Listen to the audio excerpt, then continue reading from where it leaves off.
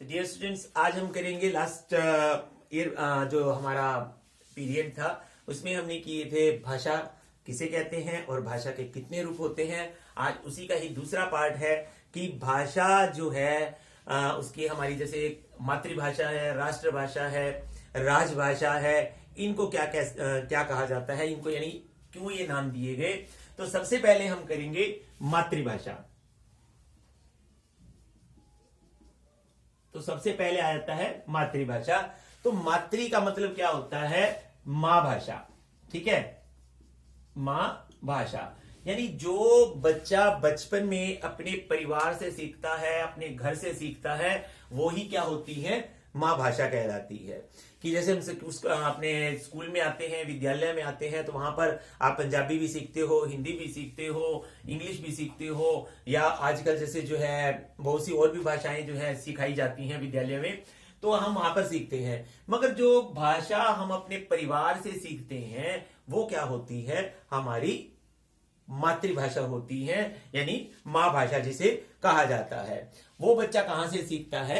अपने मां से सीखता है, यानी जो परिवार होता है वहां के जो सदस्य बोलते हैं वो ही बोली जाती है और वो ही बच्चा सीखता है। और उसके बाद जो है बच्चा विद्यालय में प्रवेश करता है, तो विद्यालय में प्रवेश करने के बाद वहां पर उसे जो है कई भाषाएं सीखने का मौका मिलता है और वो सीखता है। मगर फिर भी जो मां भाषा होती है, उसकी जो मातृभाषा होती है, उसमें वो अपने विचार बहुत अच्छे ढंग से जो है दूसरों को समझा सकता है और दूसरों के विचार समझ सकता है, क्योंकि वो बचपन में सीख रहा, बचपन से वही भाषा सीख रहा है और उसके परिवार के लोग हैं या जो आस पड़ोस के लोग हैं वो सभी वही भाषा जो है प्रयोग करते हैं। तो इसलिए ये भाषा उसके यानी एक तरह से कहा जाए तो ब्लड में होती है और वही वो जो है ज्यादा सीखता है और उसी में जो है उसे अपने जो वो विचारों को दूसरों को बताता है, तो उसमें उसको एक आसान रास्ता जो है दिखाई देता है। तो ये होती है मातृभाषा। यानी मातृभाषा कौन सी होती है? जो बच्चा बचपन में अपनी माँ और अपने परिवार के सदस्यों से सीखता है वो क्या होती है? हमारी मातृभाषा होती है। अब इसके बाद आ जाता है बोली। अब बोली क्या होती है? बोली होती है कि यानी भाषा और बोली में थोड़ा सा फर्क होता है। भाषा का क्षेत्र जो है काफी विस्तृत होता है, मगर बोली जो होती है एक सीमित क्षेत्र में बोली जाती है, एक छोटे क्षेत्र में बोली जाती है। यानी ये मौखिक भाषा का ही एक छोटा रूप माना जाता है, यानी स्थानीय रूप माना जाता है। अब बोली जो होती है, बोली का अगर देखा जाए तो अपना यानी साहित्य नहीं होता, ये कथाओं तक या किंवदंतियों तक जो है सीमित होती है। मगर भाषा अगर देखी जाए तो उसका अपना एक व्याकरण होता है, उसके अपने नियम होते हैं, उसका एक अपना साहित्य होता है और ये बहुत यानी बड़े क्षेत्र में बोली जाती है भाषा। और बोली जो होती है एक सीमित क्षेत्र में ही बोली जाती है। तो ऐसी बहुत सी है, जैसे हरियाणा की जो है हरियाणवी है, कमाऊं में कमाऊनी है, छत्तीसगढ़ में छत्तीसगढ़ी है और बुंदेलखंड में बुंदेलखंडी जो है बोली जाती है। तो ये होती है बोली। नंबर 1 हो जाता है हमारा मातृभाषा। और बोली क्या होती है? भाषा का ही क्या माना जाता है? ये स्थानीय रूप होती है। यानी ये क्या है? भाषा का जो होता है स्थानीय रूप है। और इसके बाद आ जाती है हमारी राष्ट्रभाषा। अब आगे आ जाती है राष्ट्रभाषा। अब राष्ट्रभाषा कौन सी होती है? राष्ट्र क्या होता है? यानी हमारा देश, जैसे हमारा भारत है तो राष्ट्र यानी हमारे देश की भाषा कौन सी है वो आ जाती है, यानी जिसे देश के ज्यादातर लोग जो है प्रयोग करते हैं जिस भाषा को, उसे ही क्या कहा जाता है? राष्ट्रभाषा। यानी जिसे देश के अधिकतर लोग या ज्यादातर लोग प्रयोग करते हैं।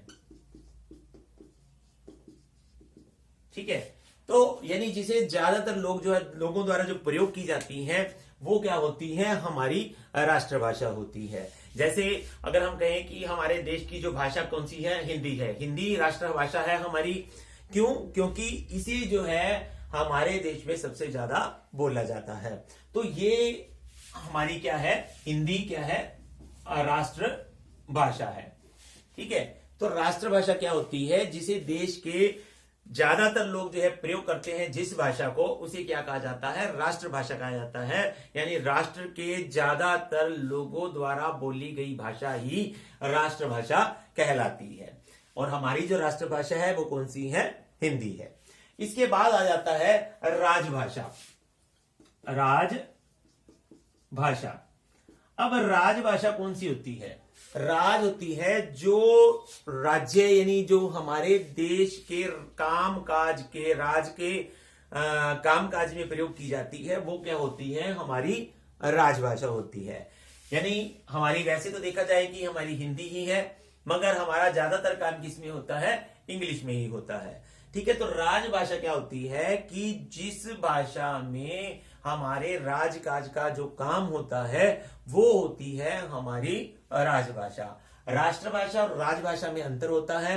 राष्ट्रभाषा होती है कि जो देश के अधिकतर लोग बोलते हैं वो राष्ट्रभाषा होती है, और राजभाषा कौन सी होती है, जिसमें देश के राजकाज का सारा काम जिस भाषा में किया जाता है वो क्या होती है, हमारी राजभाषा कहलाती है। जैसे हमारी जो राजभाषा है वो कौन सी है, हिंदी है, मगर हमारा जो काम जो है, जब से यानी अंग्रेज यहां से गए हैं, तो आज भी हम देखते हैं कि हमारे जो राजकाज के काम है आज भी अंग्रेजी में होते हैं। मगर अब जो है इसको जो है कोशिश की जा रही है कि हमारे राजकाज के काम भी जो है हिंदी में ही किए जा सके। इसके पश्चात हमारा आ जाता है लिपि क्या होती है। इसके बाद आता है लिपि। अब भाषा को जो लिखा जाता है, जो हम बोलते हैं, उसे एक चिन्ह दिए गए तो वो क्या कहलाए, लिपि कहलाए। यानी भाषा के लिखने के ढंग को लिपि कहते हैं, या दूसरे जो है हम शब्दों में ये भी कह सकते हैं कि मनुष्य जो क्या करते हैं कि हमने जिन ध्वनियों को चिन्हों के रूप में एक रूप देना शुरू कर दिया, वो ही क्या कहलाए, लिपि कहलाए। यानी लिपि क्या होती है कि भाषा को बोलने के लिखने जो हमने यानी बोला, उसको लिखने के लिए हमने जिन चिन्हों का प्रयोग किया वो क्या कहलाई, हमारी लिपि कहलाई। और इसके बाद आ जाता है व्याकरण। तो भाषा के बाद जो हमारा टॉपिक क्या आता है, व्याकरण का। इसी में ही फर्स्ट चैप्टर में ही आपका ये प्रश्न बनता है, एक टॉपिक है कि भाषा। तो भाषा क्या होती है, व्याकरण क्या होता है कि व्याकरण से हमें पता चलता है कि जो हम पढ़ रहे हैं, ठीक है, या लिख रहे हैं या सुन रहे हैं,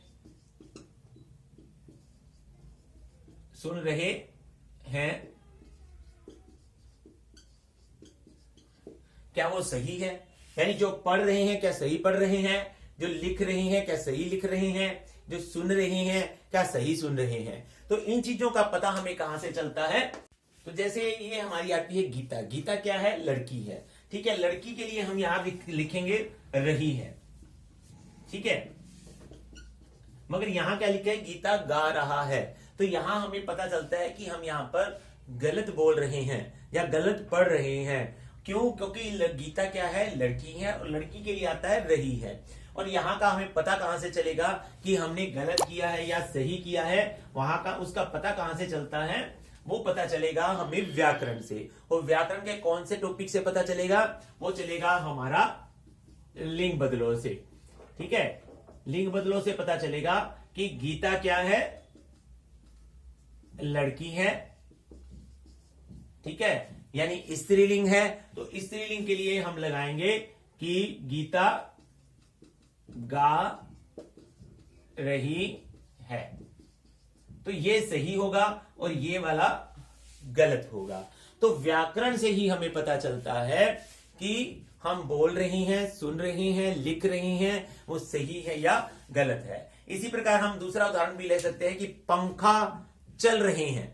ठीक है, तो पंखा चल रहे हैं नहीं होगा, पंखा चल रहा है। तो हम लिख देते हैं कि मान लो पंखा चल रहे हैं।